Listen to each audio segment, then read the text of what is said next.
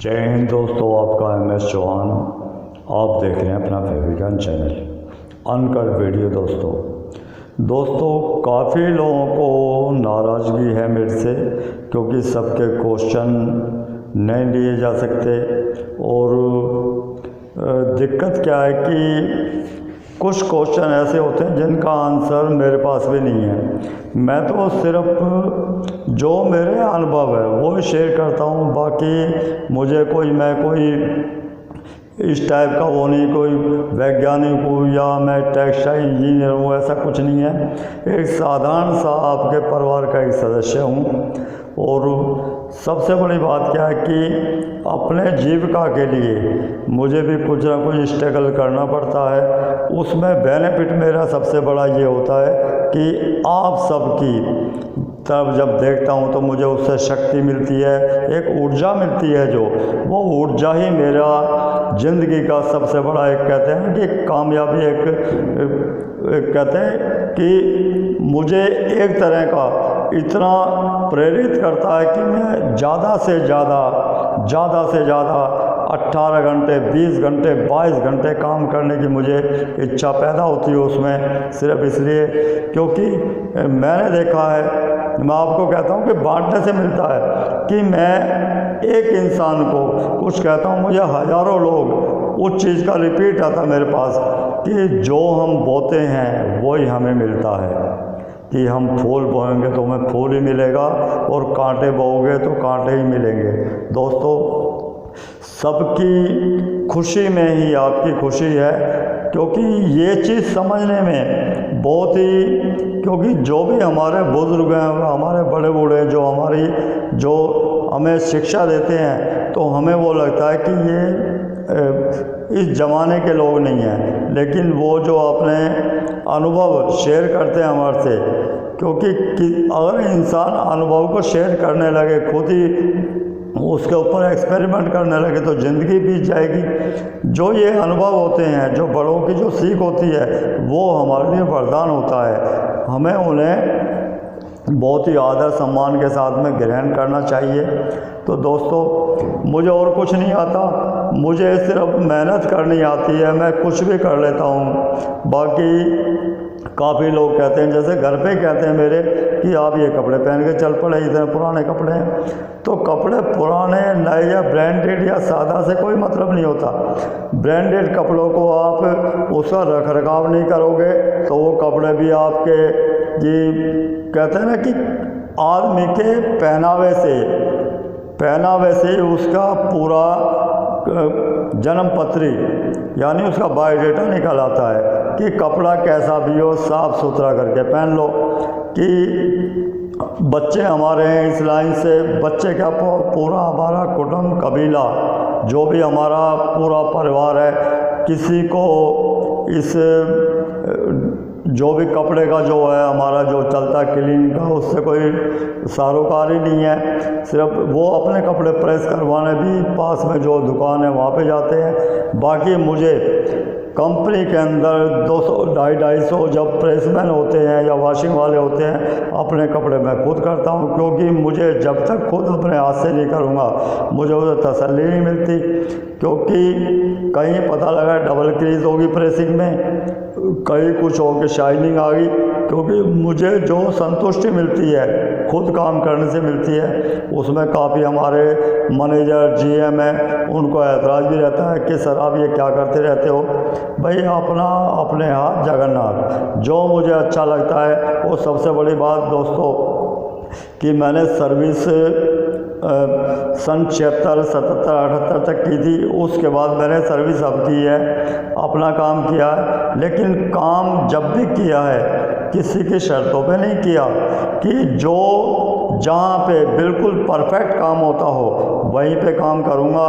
बाकी कोई ये चाहे कि मुझे प्रलोभन दे के या इस टाइप का काम बिल्कुल नहीं होता।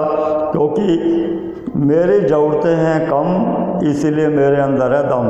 क्योंकि ये जो डायलॉग है, ये डायलॉग कहने और सुनने में थोड़ा अजीब लगता है, लेकिन जब आपके पास अनुभव आ जाता है, घमंड और अहंकार से दूर रह के जनमानस के लिए जब आप उसको यूज़ करते हो आपको इतनी शक्ति मिलती है कि वो शक्ति परमपिता परमात्मा से जो मिलने वाला जो वरदान होता है उसके बराबर होती है कि मेरे जो भी देश के जो इस विश्व में जितने भी मानव है उनके लिए मैं कुछ तो कर सकूं। इंसान अरबों खरबों रुपए कमा के चला जाता है, क्या साथ लेके जाता है कि क्या ज़रूरी है कि उसको पीछे उसके जो बच्चे हैं उसको सदुपयोग करेंगे उसका, कि उसने कैसे उल्टा सीधा करके धन को जमा किया, कि क्या उस पैसे का वो सदुपयोग कर सकते हैं। तो दोस्तों ऐसा नहीं है। संतुष्टि बहुत बड़ी चीज़ है कि कम में भी खुश रहना सीखो, कि ज़्यादा पैसा आपको खुशी कभी नहीं दे सकता। खुशी के लिए कहते हैं ना लोग जब ज़्यादा परेशान हो जाते हैं, मैं तो आंखों देखी और अनुभव की हुई चीज़ें, क्योंकि मेरी उम्र भी 60-62 साल हो चुकी है, मैं भी काफ़ी लोग कहते हैं ना कि भाई आप ऐसी बात कैसे कर लेते हैं कि नौकर से मालिक, मालिक से नौकर, क्योंकि कोई भी आदमी मालिक बन के नौकर नहीं बनना चाहेगा। लेकिन ये भी एक अनुभव है, इतना खट्टा मीठा अनुभव है, इतना अच्छा लगता है कि आपके पास अनुभव है कि हमारा ये नहीं कि किसी को ठेस पहुंचाना। लेकिन जो लोग दूसरों को बेवकूफ़ बना रहे हैं, बड़ी बड़ी पोस्टों पे बैठे हुए हैं, लाखों 2-2, 2.5 लाख, 3-3 लाख रुपए सैलरी ले रहे हैं, वो बेवकूफ़ बना रहे हैं दूसरे लोगों को, उनको हम टोक सकते हैं, रोक सकते हैं, सर ये आप गलत कर रहे हैं, ऐसे नहीं होता। क्योंकि अनुभव बहुत बड़ी शक्ति होती है। कहता है ना कर्म ही प्रधान है, कर्म के आगे सब मिथ्या है। कर्म इंसान की जो लेखनी है उसको भी चेंज कर सकता है, बशर्ते उसमें घमंड और अभिमान अहंकार ना आए। तो बाकी ऐसा काम किया जाए कि जिस चीज़ को हम चाहते हैं कि हमें कोई ऐसा ना कहे, हमें भी वो नहीं करना चाहिए। किसी को दुख पहुंचाना बहुत बड़ा एक अपराध है, एक पाप है, ये ऊपर वाले का भी और मानवता के नाते भी। तो ये ज़्यादा कि आप अपने काम पे बिल्कुल कहते हैं कि बिल्कुल डीपली घुस के करें उसको, जिस भी काम को कर रहे हैं। ये नहीं कि ड्राई क्लीन का काम है या लॉन्ड्री का काम है, कोई भी काम है उस काम को पूजा समझ के, काम पूजा है। और जिस जगह आप काम कर रहे हो वो हमारा एक मंदिर है, मस्जिद है, गुरुद्वारा है, हमारा एक पूजा स्थल है। तो उसकी इबादत करें, उसकी पूजा करें कि जब भी जाएं, जो भी काम करें अपना 100% करें। क्योंकि जो आदमी काम से दब गया, काम से दबना नहीं है, काम को दबाना है और काम को हंस के करना है, खुशी खुशी करना है। करना तो आपको पड़ेगा, मरे दिल से करोगे तो आपको फिर भी करना है, खुश होके करोगे तो वो काम है, वो एक तरह का आपको इतना आनंद देगा। और ये ऐसी अपनी हॉबी बना लो। और सबसे बड़ी बात है, जिस काम को करो स्पीड से करो। कि हमारे यहाँ जैसे हेल्पर आते हैं कोई पढ़े लिखे, क्योंकि बेरोज़गारी का जो आलम है उसमें कुछ बच्चे ऐसे हैं उनकी कुछ भी परिवार की प्रॉब्लम हो सकती है, तो हमें उन्हें हीन भावना से नहीं देखना। वो हमारे बच्चे हैं तो उनको बुला के पूछते हैं, बेटे कि आप ये काम करो, क्योंकि उनकी प्रॉब्लम है तभी तो वो आए हैं। जो हमारी माता बहनें काम करती हैं तो उनकी भी प्रॉब्लम है, क्योंकि कौन सी लेडीज चाहती है कि घर से बाहर निकल के काम करें। उन सब का आदर सम्मान करना हमारा कर्तव्य है और मानवता का भी एक धर्म है। उनको जो भी काम करे, मान लो प्रेसिंग कर रहा है, प्रेसिंग, तो उसको बताओ कि ऐसे नहीं स्पीड से, क्योंकि जो पहले बन जाती है, जो चीज़, जो आदत पहले बन जाती है वो अक्सर ऐसी रहती है, आगे उसमें एनर्जी और ज़्यादा मिलती है। कि काफ़ी लोग उम्र बीत चुकी है लेकिन वो घिसे पिटे लगे हुए हैं, हेल्पर है तो हेल्पर ही है। मेरा ये काम होता है कि ज़्यादा से ज़्यादा भीड़ में से निकल के अलग, जो मेहनत कश जो लोग होते हैं उस भीड़ में से अलग सितारे की तरह चमकते हैं, तारे की तरह।